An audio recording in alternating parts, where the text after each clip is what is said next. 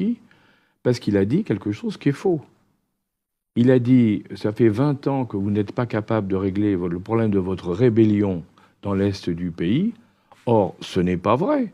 En réalité, ce qui s'est passé, c'est qu'après avoir mis Kabila à la tête de l'État congolais, Kagame et le président ougandais, parce qu'ils étaient tous les deux, les Ougandais et les Rwandais, ont dit « Nous, on veut, en contrepartie, on va récupérer toute la production minière de coltan, c'est essentiel pour les téléphones portables et autres, on va le récupérer, et c'est dans la province de l'Ituri, qui est la province qui est juste à la frontière du Rwanda et du Burundi. Et de l'Ouganda, pardon. Les compagnies minières ont commencé à exploiter le coltan. Comme il fallait, pour pouvoir ne pas être gênés par les Congolais, ils ont financé des milices terribles, hein, qui ont fait des atrocités épouvantables dans le coin, pour maintenir la terreur et garder le contrôle des mines.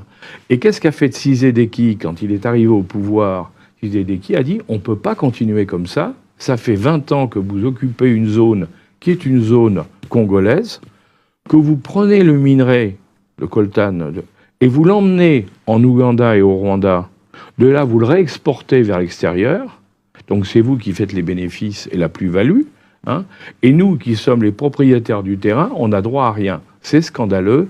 Je veux que vous nous rendiez le contrôle de cette zone.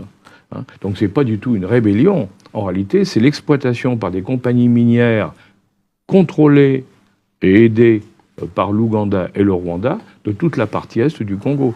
Et il y a une statistique, pour ceux qui pourront en douter, il y a une statistique fantastique, c'est vous regardez la production de coltan dans le monde et vous découvrez qu'il n'y a rien au niveau du Congo et qu'il y a plein au niveau du Rwanda, alors qu'il n'y a pas de mine au Rwanda de coltan.